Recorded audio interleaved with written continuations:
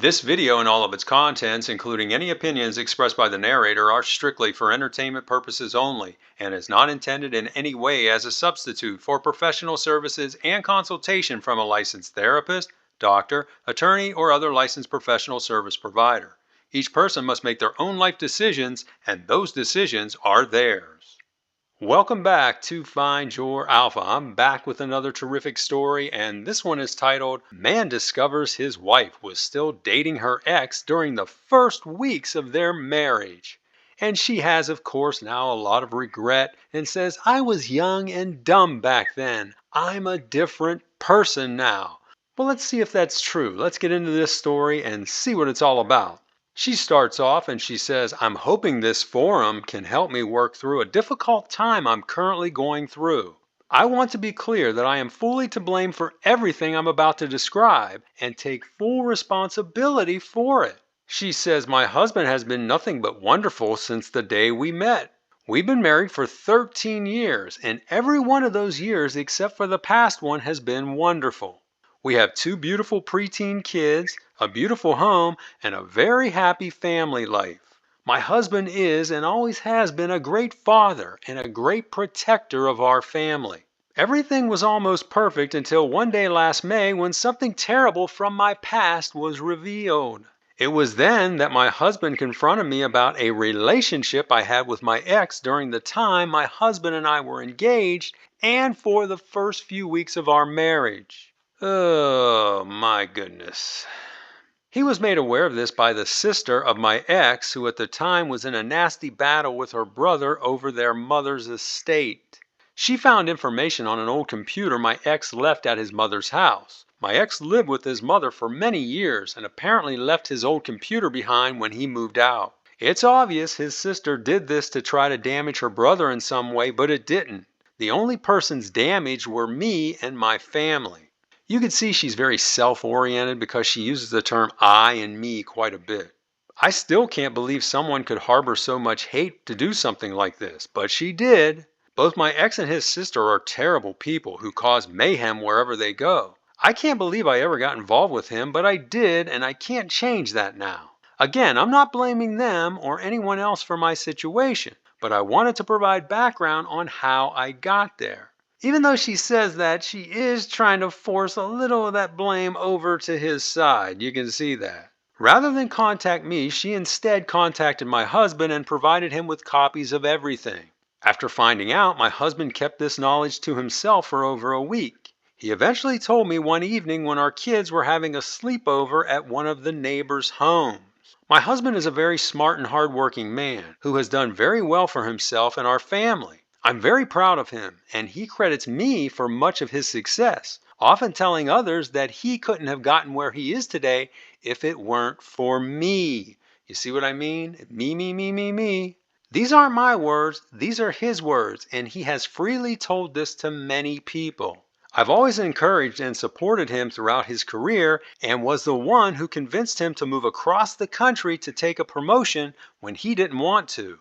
Since then, he's been promoted many times and is now in a high-level position at his company. He's truly a star in the business world and in our family. The day he told me was the worst day of my life. He didn't dance around, he just told me he knew I had an affair with my ex during our engagement and right after we were married. He showed me several Yahoo emails between my ex and I, along with several pictures that we had taken of each other, and said he had many more just like it.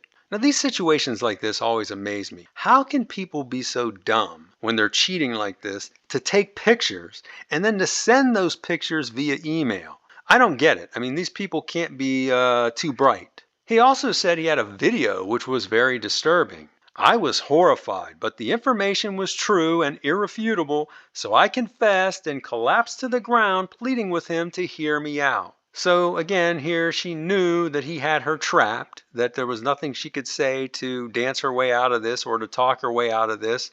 So she resorts to the begging, the pleading, and the crying. I explained it was so long ago and I was so young and confused back then. So much had changed for me and for us since then, and I'm a totally different person now. I met my husband a little over 13 years ago at the place I was working, which was about a half-hour drive from my parents' home. At the time, I was officially broken up with my ex, but we were still seeing each other occasionally. So they were just hooking up, or, were likely just FWBs at that point. During this time, my now husband never knew I was still dating my ex, but my ex knew about me dating my now husband and didn't really care. So her ex was probably a Chad. He was probably a bad boy, and he probably got a thrill out of that. At first, I didn't see a problem with this since I was just dating these guys, but after knowing each other for only 15 weeks, my now husband asked me to marry him. Oh, come on, guy, you can't be that desperate. Never do that. She says I should have told him about my situation right there, but instead I accepted his offer, and against the objections of our parents, we were married a month later. So they got married in under 5 months of knowing each other. She says, I was his first love and he was my second. That tells me this guy was very desperate, and she's saying he was only her second? I don't know if I believe that. I was just a naive girl back then who was scared and didn't know what to do. I loved my now husband, but things happened so fast and our future was uncertain as he was just starting out. I didn't love my ex, but we had a connection and he was full time back then. So I think what she's trying to say here is that, oh, I married this guy and I really liked him, but he didn't have a job yet and I didn't know if he was going to make it. Whereas my ex, he was working full time back then. So I think what she was trying to do there is keep one foot in each canoe, and then whichever guy she saw taking off, she was going to jump on his canoe and row with him. That's what I think went on here. Again, not an excuse, but I think it's important I make clear where my mind was back then. The night my husband confronted me, he became a different person. He showed no emotion and was very stoic. Men being stoic just drives women crazy because they want a reaction. They want to see that you're still under their spell. And when you act that way, they're thinking, oh man, this guy is really, kind of indifferent to me, and maybe he doesn't love me. Maybe I don't have control of him anymore. He told me he didn't want to discuss it and instead wanted me to write out a full confession. I asked him if we could just talk, but he objected and told me he wanted me to write out every detail. After doing a lot of crying, I eventually retreated to our bedroom and wrote down everything I could remember. Now listen to what she does next, though. It was difficult since it was so long ago and I had blocked it from my mind, so I asked him if he could show me what he had to refresh my memory. He said he wouldn't do that and told me to assume he knows everything and not to leave anything out. That was smart because what she was going to do there is trickle truth, because she was only going to reveal what she thought or what she knew he knew. And then she goes on and says, he said if I did, it would be over for us. Meaning like, hey, I've got all the information here, and if you don't tell me everything that you did with this guy and how long it went on and how many times and all this stuff, then there might be trouble and our marriage could be over. She says it was a painful process, but I did it and dreaded every word. I poured my heart out and was completely truthful. I confessed everything. I honestly did. I know most people in my situation wouldn't, but I did as I didn't want to lose my husband. When I handed the papers to him, he handed them back to me and asked me to read it to him. I told him I couldn't, but he insisted, so I eventually did. It was the worst torture, and it took me forever to read it as I kept breaking down every few words. When I was through, he asked if I still wanted to stay married. I said of course I did, and again told him I was a different person now and have been ever since then. He knew I was and knew I would do anything for him and our kids, and he never had to question that one time over the years. Yeah, I think he did have to question it one time over the years, early in your marriage and when you were engaged. Even so, after finding this out, he started treating me like a stranger, which I guess is understandable. Yeah, because you are a stranger because he didn't know you did those things back then. He finally told me he wanted to stay married too. Hearing him say those words was a major relief, and I couldn't control my emotions. I jumped into his arms, crying tears of joy, kissing and hugging him so tight we almost fell over. It was a nice moment, but one that was short-lived as he told me things would be different, and unfortunately they have been since that day. We still live together but don't sleep together anymore, and he doesn't show me any form of physical affection. He's still very respectful and kind to me, but he treats me more like a nanny than a wife. Well, that's probably because he doesn't trust you anymore and he's in it just for the kids. We do everything with our children and have a great time, but at the end of the night, he goes to his room and I go to mine, and that's that. I know it's going to take time for him to work through this, but it's so hard. I love him and our kids more than anything and just want things to go back to how they were before. I've been doing a lot of reading on this subject, and everyone says to give the betrayed time and don't push things. And that's what I've done, but it seems not to be getting us anywhere. I'm really concerned we're going to continue living like this until our kids are older, then he's going to leave me. Is there anything I could or should be doing now to help us move past this? I love my husband and can't envision my life without him. And that's the end of the story. Now we're going to take a look at some of the comments she got back. But before we do that, I want to remind you, if you like what you've heard so far, be sure to hit that like button. That will help get this video seen across the planet and help out this channel tremendously. Now, let's take a look at those comments. The first one is from a woman. She says, "Prepare yourself for the worst. Your situation sounds very similar to mine, and I'm now divorced. Our kids were 19, 16, and 15 when I had my affair. My husband stuck it out until our youngest graduated, then filed for divorce a month later. I was heartbroken as I had tried so hard and did everything he wanted, but I guess I deserved it. Good luck to you and your husband." The next response is from a man. He says, "Your husband is staying with you for the kids and nothing more. If you didn't have children, he would have divorced you right after finding out. I know because this is almost a carbon copy of my first marriage. The only difference is I let her know my plan up front and she accepted it. She put in the work to win me over, but I never saw her the same and divorced her after my daughter turned 18. Now I wonder if this guy was the husband of that woman who left that first comment. The next response is from a woman. She says, "My guess is he's just staying with you for the children and is probably cheating on you with someone at his office or someone from the neighborhood. No man can go without for that long." Now this woman probably was a cheater because she just assumes everybody's cheating. While this seems bad, it might be a blessing as it would essentially even the score, and he may reconsider his relationship with you when his affair runs its course. Oh wow, she's thinking this woman's husband is going to stoop to her level because again, cheaters all think everybody cheats. And next we have another response from a woman, and this is actually female response 3. I mislabeled it here too. She says, "You need to start preparing for life after your husband.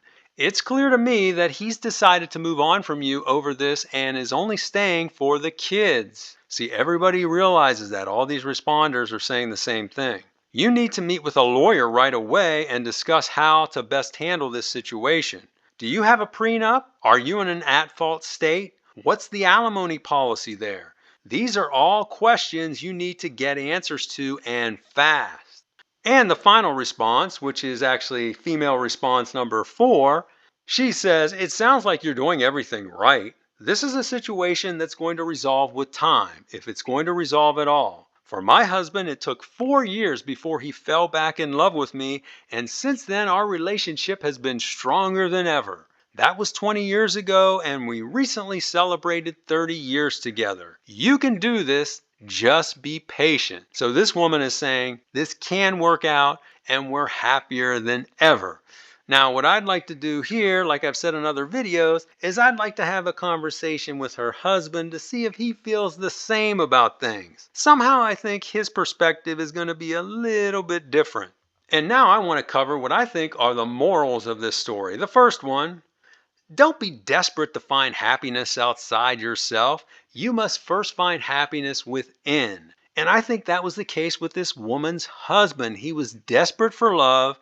He had never been with a woman before. So the first one he gets with, he proposes marriage. And that happens more times than you think because a lot of guys also get caught up in that fairy tale world. Next, make sure you thoroughly get to know a person before getting into a committed relationship with them. And that goes without saying. This guy married her within 5 months and really didn't dig into her past. I mean, he's probably a great guy and all, and I wish this didn't happen to him. But to be honest with you, when you do something like this, you've got to expect surprises. Next, Never rush into marriage. Remember, it's a binding legal agreement. And I'm not going to belabor that because I've talked about that on multiple videos and you all know where I'm coming from there. But that is your most important legal contract. And this is one legal agreement you need to think long and hard about and study all the laws before you enter into it. Next, cheaters are only going to disclose what they think you know. Never show your hand. And that's one thing in this story I think he did very well. Because again, she asked him, hey, can you show me what you got?